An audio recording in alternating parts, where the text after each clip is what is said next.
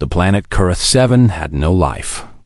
It was a dead world of gray rocks and empty valleys, chosen because neither side could claim it as home.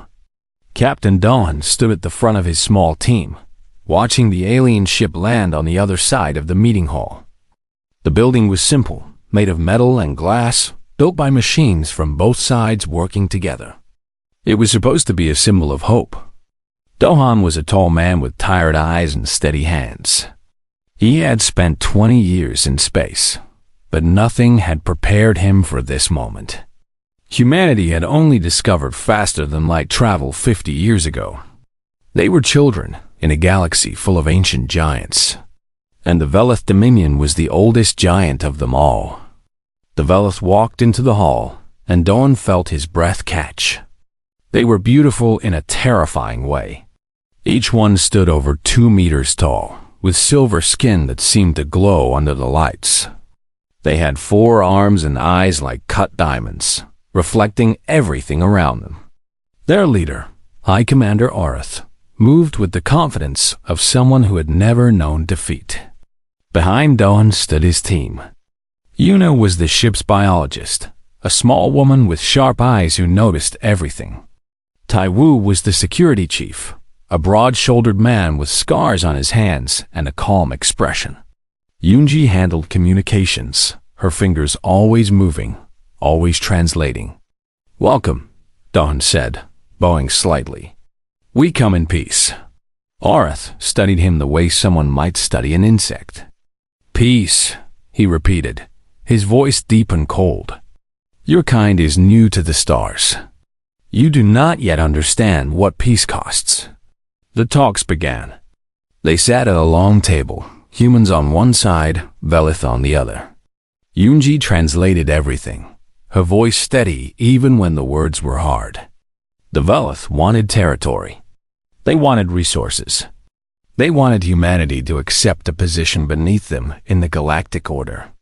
Dawn refused, not with anger, but with firmness. "We will trade. We will cooperate, but we will not kneel." Aurith's diamond eyes narrowed. Scholar Mevik, a thinner Velith who stood behind Aurith, leaned forward with curiosity. He had been studying humans for months, trying to understand these strange newcomers. He found them confusing. They were soft. They had no natural weapons. Their planet was small and far from the center of the galaxy. Yet they spoke as if they were equals. The tension grew. Dohan made a gesture with his hand, something simple, meant to show openness. But to the Velith, that gesture was an insult. It was a movement their ancient enemies had used before battle, a sign of disrespect to the Velith ancestors. Aurith stood so fast that his chair fell backward. "You dare," he said, his voice like thunder. "Wait," Yunji said quickly. That was not. But Aurith was not listening. He spoke rapidly in his own language, and Mevik's face went pale. Even the other Velith soldiers looked uncertain. "You wish to see our power," Aurith said to Dawn. "You wish to know why the galaxy fears us. Now you will understand." He gave an order. A door on the far side of the hall opened, and something came out.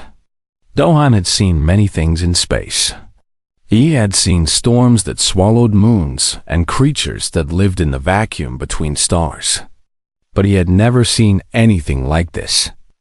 The Kravik was a nightmare made flesh.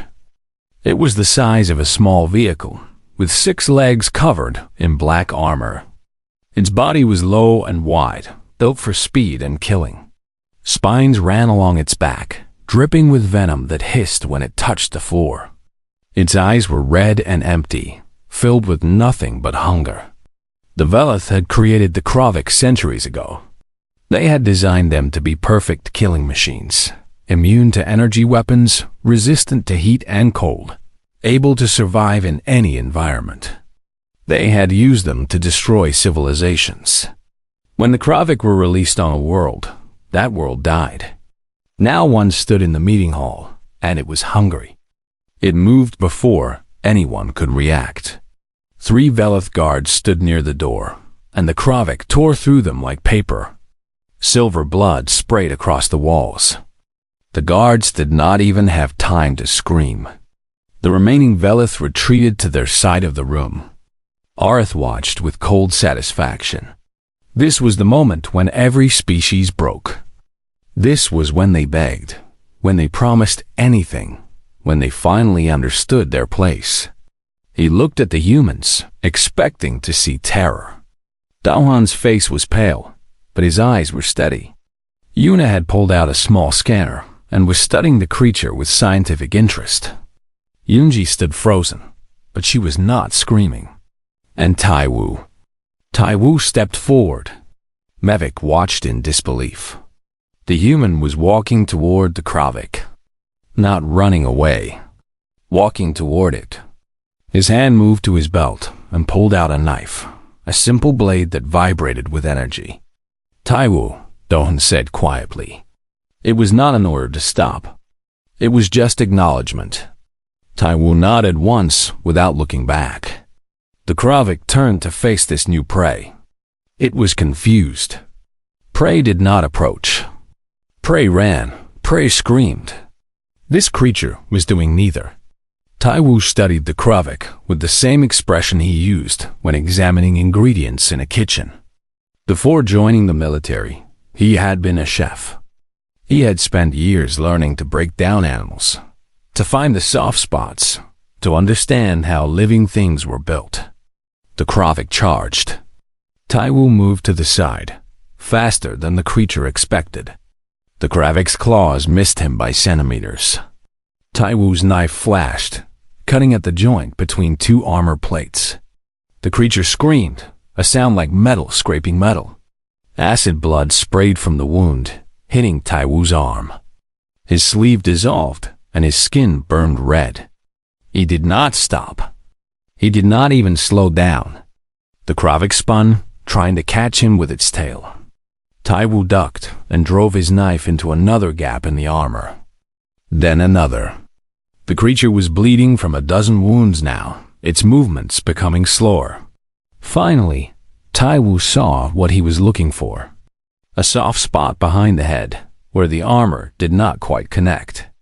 He jumped onto the creature's back, ignoring the spines that cut into his legs, and drove the knife deep.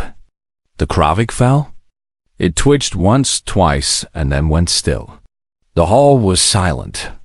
Orith stared at the dead creature, then at the human standing over it. This was impossible. No species had ever killed a Kravik in single combat. Not once in 400 years. Taiwu looked down at the creature. Blood dripped from his wounds, mixing with the acid burns on his arm. His face was thoughtful, not triumphant. He turned to Yuna. Does this thing look like a giant crab to anyone else? Yuna tilted her head, still holding her scanner. The armor structure is similar. Why?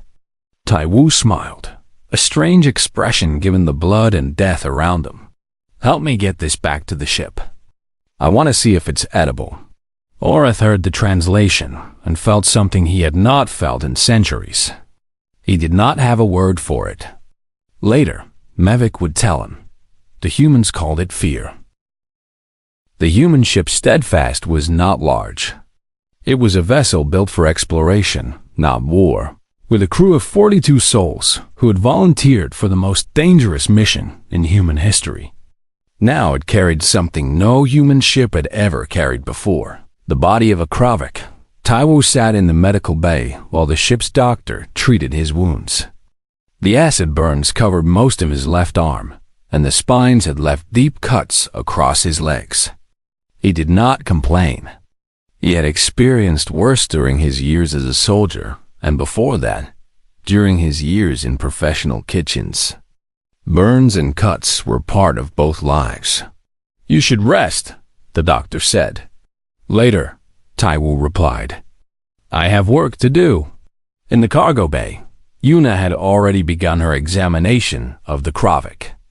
She worked with quick, precise movements, taking samples of blood, tissue, and armor. Her scanner hummed as it processed data that no human had ever seen before. Captain Dohan stood nearby, watching. "Can we learn anything useful from it?" "Everything," Una said without looking up. "Its biology is incredible. The armor is organic but harder than most metals. The acid blood is a defense mechanism, probably evolved to discourage predators. The venom in those spines could kill a human in seconds." She paused. "But the most interesting thing is the muscle structure.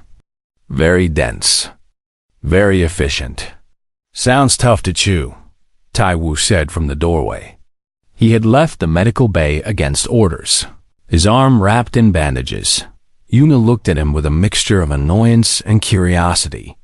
"You were serious about eating it?" "Why not?" "We eat crabs. We eat lobsters.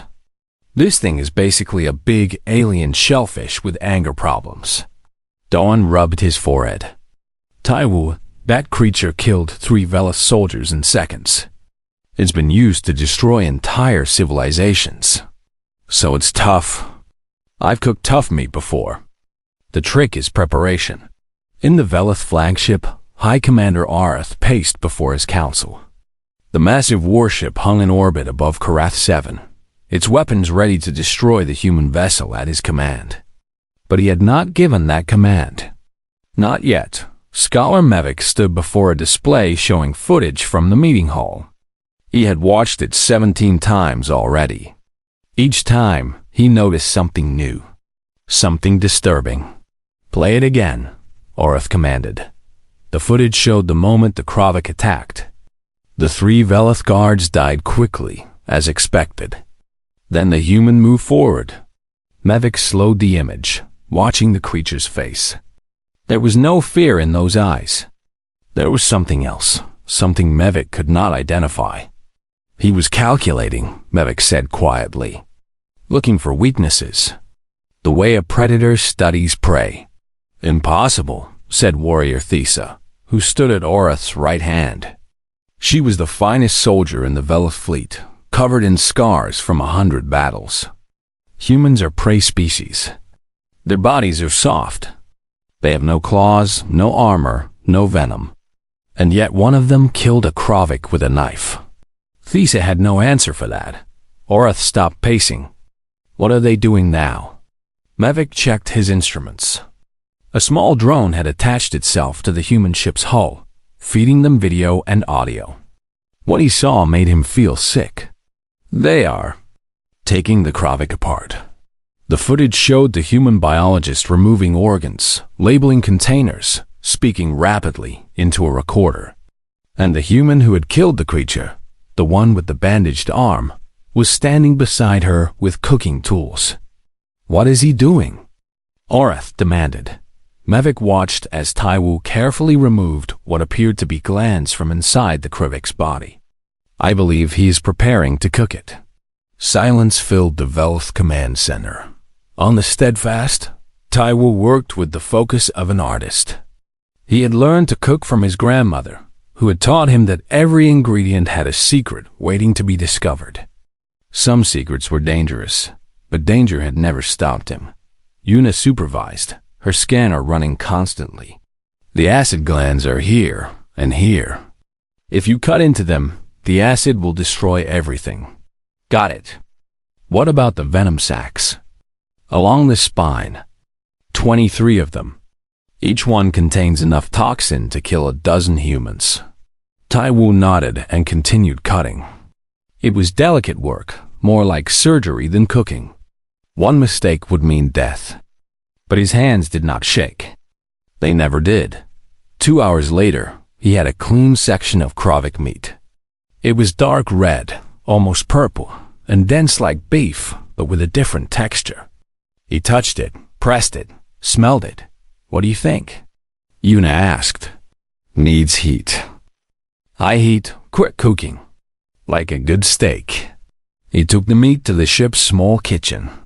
Other crew members gathered to watch, curious and nervous. Someone had started a betting pool on whether Taiwu would survive taking the first bite. The meat hit the hot pan with a sharp sizzle. The smell that rose was strange but not unpleasant, something like seafood mixed with game meat. Tai Wu added salt, a little oil, and flipped the meat at exactly the right moment. When it was done, he placed it on a plate and cut a small piece. The crew held their breath. Tai Wu put the meat in his mouth and chewed. His expression was thoughtful, professional, like a chef tasting a new recipe. He swallowed. "It's good," he said simply. "A little chewy. Needs acid to balance the richness. Maybe some citrus." The crew erupted in cheers. Someone passed around bottles of drinks they had been saving. Tai Wu cut the meat into smaller pieces and shared it with anyone brave enough to try. On the Velith flagship, Mevik watched through the drone's camera. His hands were shaking. "Sir," he said to Orith, "they are eating it. They are eating the Kravik and laughing." Orath did not respond. He stood perfectly still, his diamond eyes fixed on the screen. The humans were passing around pieces of the creature that had ended civilizations, treating it like a celebration meal. One of them made a joke. Another raised a glass. "How is this possible?" Thesa whispered. "The Kravik exist to create fear. Their purpose is terror. How can they eat something that terrifies them?" Mevik had been thinking about this.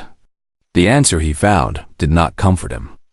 "Perhaps," he said slowly, "they are not terrified. Perhaps they have never learned to be terrified of predators. All species fear predators. It is instinct.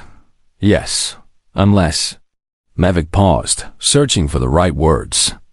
"Unless the species itself is the predator." Orith finally spoke. "I want everything we know about humanity.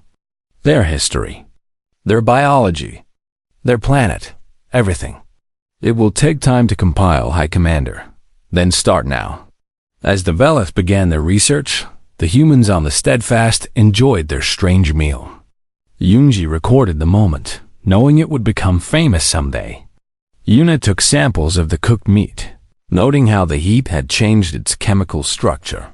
And Captain Dohan sat in his quarters, writing his report to Earth. He struggled to find the right words. How do you explain that first contact with an ancient alien empire had failed, that war was likely coming, and that his security chief had responded by eating the enemy's ultimate weapon? In the end, he wrote simply, "Negotiations have broken down. The Velith demonstrated hostile intent. We have acquired valuable biological samples. Morale remains high. The crew is adapting to circumstances." He did not mention the taste. That was for another report. But he smiled as he wrote, knowing that humanity had just sent a message to the galaxy. The message was simple. We are not prey. The Velith War Council gathered in the great hall of their flagship. It was a room built to inspire awe, with ceilings that disappeared into darkness and walls covered with the trophies of conquered species. Weapons, artifacts, and preserved remains of 100 defeated enemies hung in display cases. The Velith had ruled the galaxy for 3,000 years. They had never known true challenge. Until now. Scholar Mevik stood before the assembled commanders, his 4 hands clutching data tablets. He had spent 60 days studying humanity. 60 days of reading their history, analyzing their biology, watching their behavior. What he had learned kept him awake at night. "Begin," High Commander Orith commanded. Mevik took a breath. "High Commander, Honored Council, I have completed my analysis of the human species. I must warn you that what I am about to share is disturbing. We have conquered civilizations that eat their own young," said one commander. "We have defeated species that reproduce through parasitic infection. Nothing can disturb us." "With respect," Mevik said, "you have not encountered anything like humans." He activated the first display. It showed a beautiful blue planet, covered in water and green land. From space, it looked peaceful. "This is Earth, the human homeworld. By every standard measurement, it qualifies as a Class 7 death world." Murmurs ran through the council. Class 7 was the highest danger rating. Most species that evolved on such worlds died before achieving intelligence. The few that survived usually stayed on their planets, too traumatized by their environment to explore the stars. The temperature variance on Earth ranges from -90 to +50 degrees by their measurement system. The planet experiences constant geological activity, including earthquakes, volcanic eruptions, and something called tsunamis, walls of water that destroy coastal regions. The atmosphere carries storms of incredible violence. And that is before we consider the biological threats. The display changes to show various Earth creatures. A great white shark with rows of teeth. A lion with its prey in its jaws. A snake coiled to strike. A spider building its web. Earth is filled with predators. Creatures that hunt and kill other creatures. Humans evolved alongside these threats. They did not avoid them. They did not hide from them. Mavic paused. They ate them. The next display showed human history. Ancient humans hunting mammoths with spears. Fighting cave bears with stone weapons. Chasing deer across endless plains. Humans are what is called persistence predators. They do not have speed like many prey animals. They do not have natural weapons like claws or fangs. Instead, they have something else. They can run for hours without stopping. They can track prey across any terrain. They can wait. And eventually, their prey becomes too exhausted to run anymore. Warrior Thesa leaned forward. They chase their food until it gives up? Yes, and when they catch it, they eat it. But that is not the most disturbing part. Mavic changed the display again. When humans encounter a predator, a creature that tries to eat them, they do not simply defend themselves. They hunt it. They kill it. And then they eat it. The images showed humans eating shark fin soup, bear meat, snake, alligator, spider, insects, a seemingly endless variety of creatures that had tried to make humans into food, only to become food themselves. There is no creature on Earth that humans have not eaten, Mavic continued. They consume predators, prey, plants, fungi, bacteria. They eat things that are poisonous by finding ways to prepare them safely. They drink the milk of other species. They ferment plants into drinks that damage their brains, and they consume these drinks for pleasure. Orith's expression had not changed, but his hands gripped the arms of his chair. Continue. Their response to threats is not flight or submission. It is adaptation and consumption. When they encountered wolves, apex predators of their world, they did not avoid them. They captured wolf pups and raised them as companions.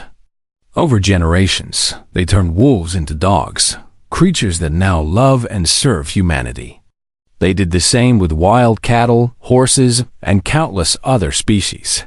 The display showed humans with their animals. Dogs sitting at their feet. Cats sleeping on their laps.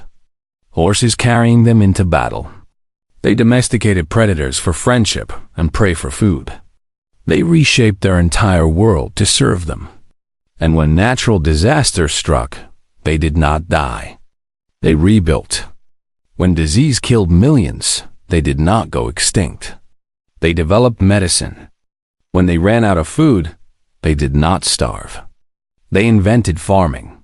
Mavic turned off the display and faced the council directly. High Commander, the humans are not like any species we have encountered.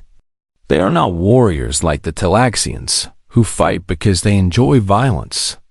They are not conquerors like us, who fight for power and territory. Humans fight to survive. And when they fight to survive, they do not stop. Ever. He pulled up one final image. It showed Taiwu on the Steadfast, eating Kravik meat with a smile. The Kravik are our weapon of terror. We created them to make civilizations surrender through fear. But humans do not respond to fear the way other species do. When they see a threat, they do not feel what we feel. They feel something else. What? Orith asked. Hunger. The council chamber was silent for a long moment. Finally, one commander spoke. What do you recommend, Scholar? Should we retreat? Make peace? Mevik shook his head. It is too late for that. The humans tried to contact us after the incident on Karath 7. They sent messages offering peace, asking to continue negotiations. We ignored them. We assumed they were weak, trying to avoid conflict. Now I understand they were being practical. They do not want war. They prefer trade and cooperation. But if war comes, they will not hesitate. Then what do you suggest? Mevik looked at Orath. We must destroy them quickly, before they can adapt to us. Every day we wait, they learn more. Every battle we fight, they grow stronger. If we give them time, they will find a way to defeat us. They always find a way. Orath stood. Then we will not give them time. Prepare the fleet. We attack their outer colonies immediately. We will release the Kravik on every human world until nothing remains. The commanders stood and saluted. The war council ended. Within hours, the Velith fleet began to move. Captain Dawn received word of the attacks 3 days later. 4 human colonies had been struck. Thousands of Kravik had been released on populated worlds. The death toll was still being counted, but it was already in the millions. He gathered his crew and told them the news. Their faces showed grief, anger, and determination. No one suggested surrender. What do we do, Captain? Yunji asked. Dohan looked at his people. Scientists, soldiers, engineers, explorers. Regular humans who had volunteered to meet the unknown. He thought about what the Velith expected. Terror, collapse, begging for mercy. We do what humans always do, he said. We adapt. We survive. And when this is over, we make sure it never happens again. Tai Wu stepped forward. Sir, I have a suggestion. Go ahead. The Kravik are biological weapons. They were designed to kill. But anything that can be designed can be understood. And anything that can be understood can be used. He smiled, and it was not a friendly smile. Permission to start a research program? Doan nodded. Permission granted. What do you need? More Kravik. As many as we can capture alive. The war had begun. The Velith expected it to be short. They expected humanity to break, as every other species had broken before them. They were wrong. 2 years had passed since the war began. High Commander Arath stood on the bridge of his flagship, staring at reports he could not understand. The Velith were losing, and nothing in their 3,000 years of conquest had prepared them for this. The first human colonies had fallen quickly. The Kravik had done their terrible work, just as they had done to countless species before. Millions died. Cities burned. The Velith waited for the surrender that always followed such devastation, but it never came. Instead, the humans fought back. At first, their resistance was desperate and costly. They lost soldiers, ships, entire worlds. But with each battle, they learned. They adapted. They evolved. On the colony world of New Bizin, Yuna led a research team that had accomplished the impossible. Working in underground laboratories while Kravik hunted above, her scientists had decoded the creature's entire biology. Every strength, every weakness, every secret written in their alien DNA. The acid blood is produced by these glands, she explained to a room full of military commanders via video link. Cut the glands, and the blood becomes harmless. The venom sacs can be removed safely if you freeze them first. The armor has gaps here, and here. She pointed to a diagram. Strike these points with sufficient force, and even basic weapons can penetrate. Within months, human soldiers were killing Kravik more efficiently than they killed each other. The creatures that had ended civilizations became manageable threats. Dangerous, yes, but not unstoppable. Nothing was unstoppable for humanity, but the humans did not stop at simply killing their enemies. That was not their nature. Tai Wu had been promoted twice since the war began. Now he commanded a special unit called the Harvesters. Their job was not just to fight Kravik, but to capture them alive. The armor can be processed into body protection, he explained during a strategy meeting. It's lighter than our synthetic materials and stronger than anything we've manufactured. The venom, properly diluted, has medical applications. Pain relief, nerve repair, possibly even cancer treatment. And the meat? He smiled. The meat keeps us fed when supply lines are cut. The first Kravik farms appeared on New Bizan 6 months into the war. Humans had learned to breed the creatures in captivity, controlling their aggression through a combination of surgery and conditioning. The creatures that had been designed to inspire terror now lived in pens, their eggs harvested, their bodies eventually processed for materials and food. Someone wrote a cookbook. 101 Kravik recipes became the most downloaded document in the colony network. It included everything from simple roasted Kravik meat to complex dishes that required hours of preparation. The most popular recipe was Kravik stew, which could be made in large batches to feed entire refugee camps. Orith received intelligence reports about the cookbook. He read them 3 times, certain there must be a translation error. There was not. They have domesticated the Kravik, Medic reported, his voice hollow. They breed them, farm them, cook them. They have turned our ultimate weapon into livestock. Orith said nothing. He had no words left. Warrior. Tisa had requested permission to lead a final assault on New Bizan. She was the best the Velith had, a soldier who had never known defeat. She would break the humans or die trying. She landed on New Bizan with 3,000 of the finest Velith warriors and 10,000 Kravik. It was the largest force ever assembled against a single human colony. She expected to find desperate defenders fighting for their lives. What she found was something else entirely. The humans were waiting for them. They wore armor made from Kravik chitin, black and gleaming. They carried weapons that fired acid harvested from Kravik blood. Behind their lines, creatures moved. Kravik, but different. Smaller, faster, their aggression directed by human handlers. War beasts, bred for battle. The fight lasted 6 hours.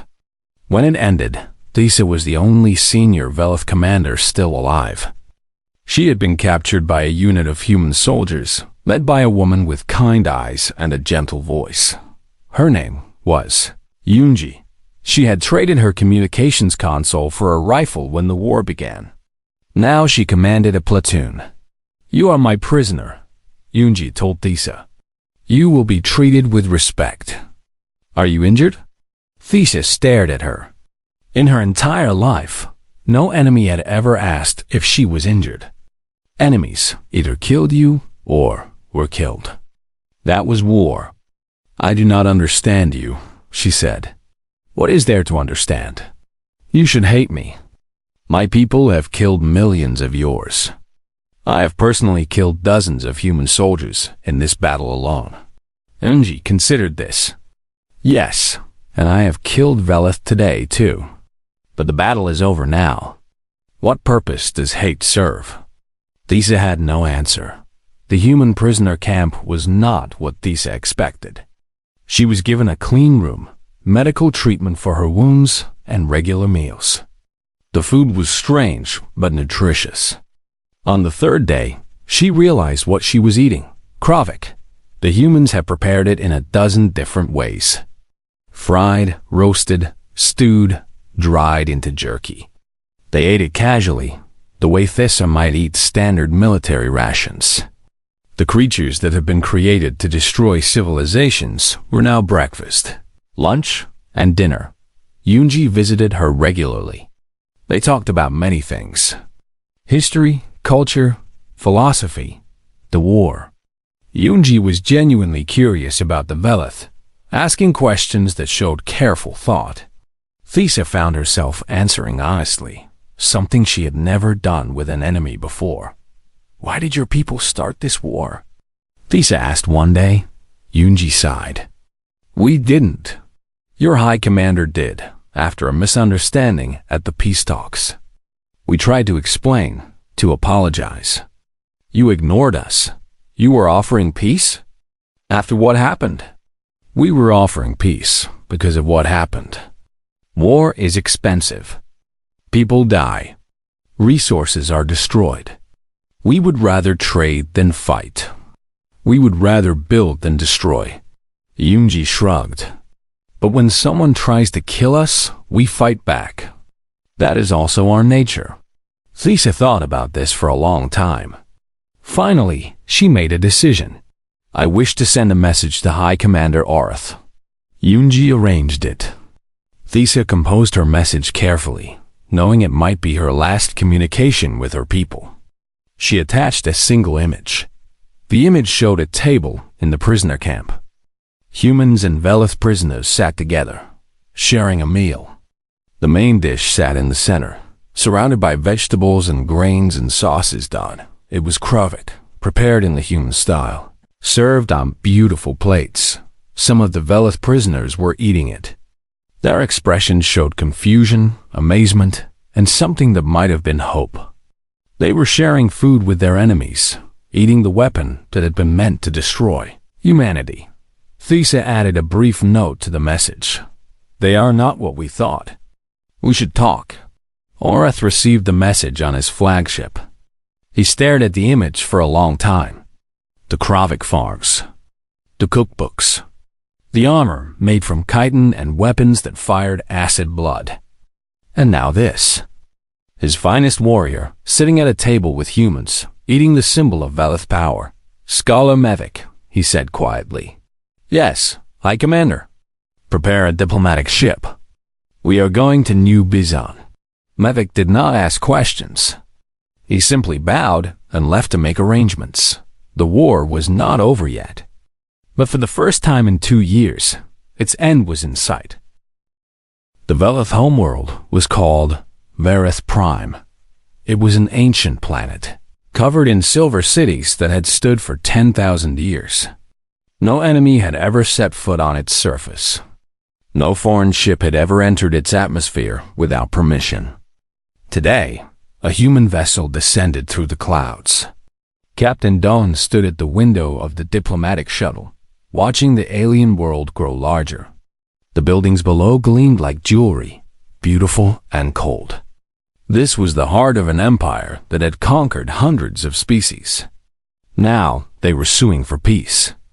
Beside him stood Yuna, Taiwu, and Yunji, the same team that had been present at the first disastrous meeting on Kareth 7. It seemed fitting that they would be here for this meeting too. "Are you nervous?" Yuna asked quietly. "Terrified," Dahan admitted. "But we've come too far to stop now." The shuttle landed in a courtyard of white stone. Velith soldiers lined the path, standing at attention with their weapons lowered. A sign of respect, Yunji had explained. Not submission, but acknowledgement that the humans came as equals. High Commander Arth waited at the end of the path. He looked older than he had 2 years ago.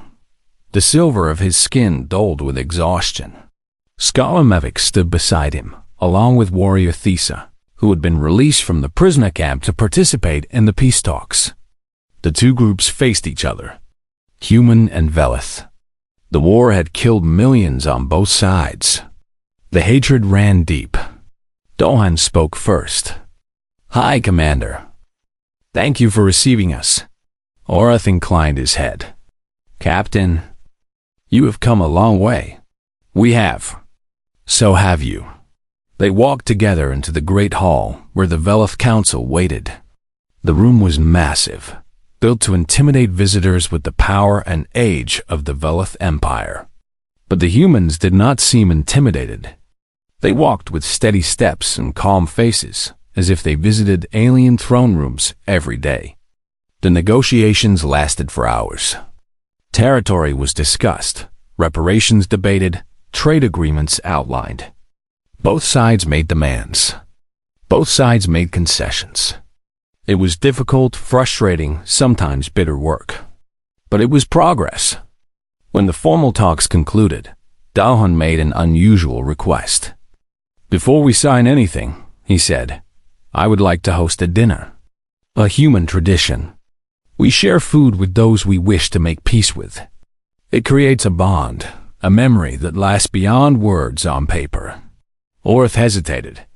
Sharing food with another species was not a Veleth custom. It suggested intimacy, vulnerability. But Mevik leaned close and whispered something in his ear. After a moment, Orth nodded. "We accept your invitation." The dinner was held in a smaller room, arranged in the human style with a long table and chairs for everyone. The Veleth sat stiffly at first, uncertain how to behave. The humans moved easily, talking and laughing, pouring drinks and passing plates. The food came in waves.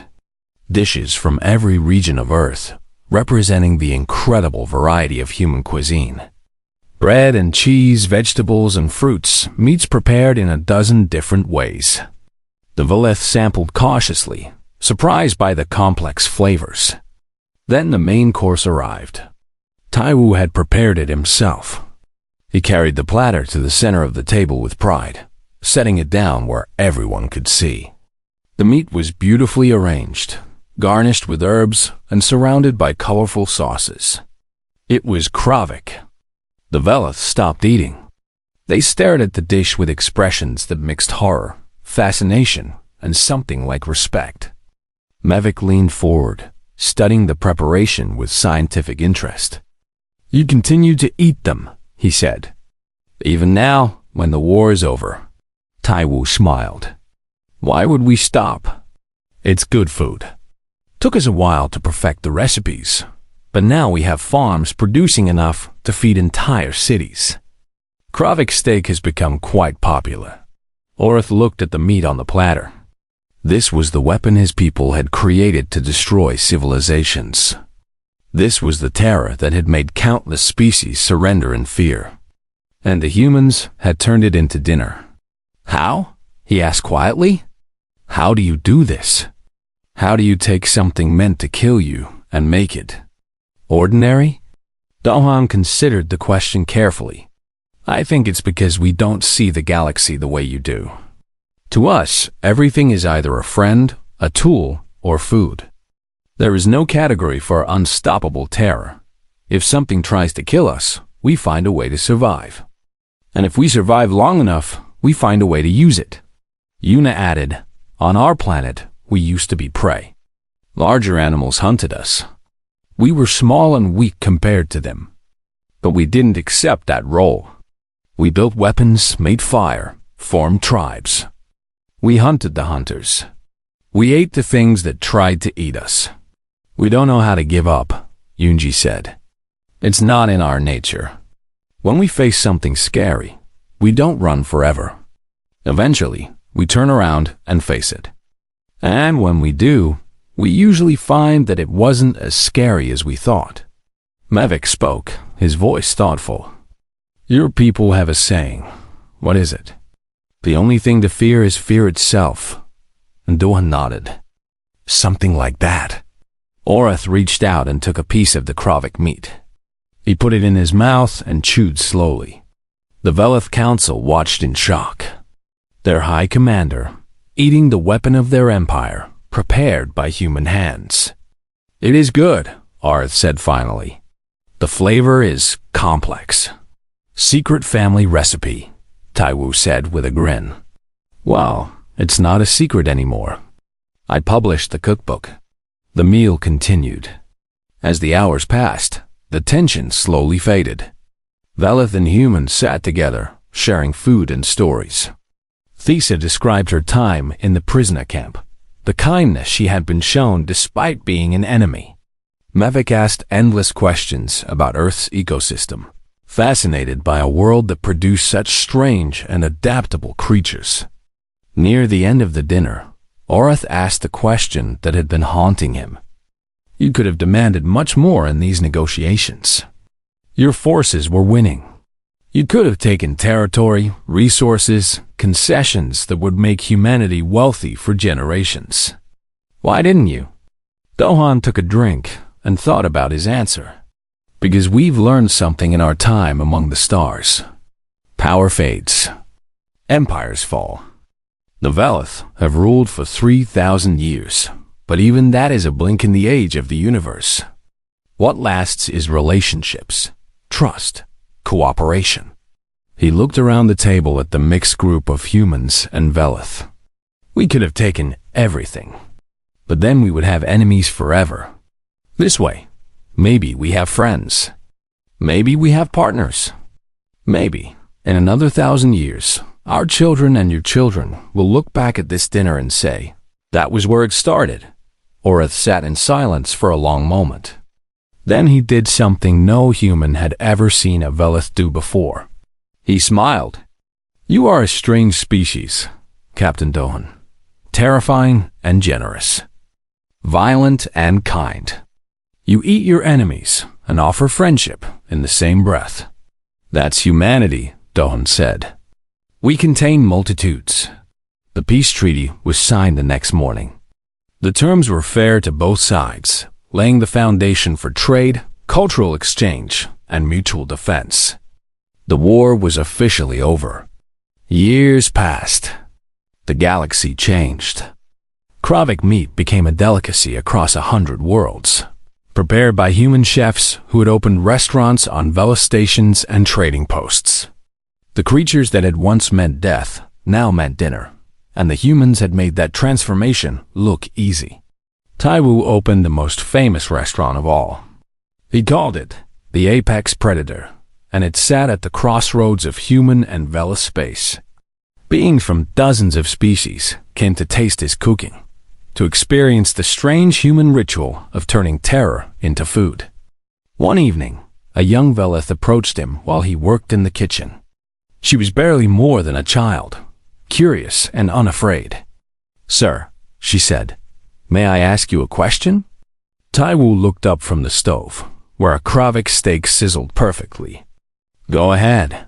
Were you ever afraid of the Kravik? When you first fought them, before you knew they could be defeated? Taiwu considered the question.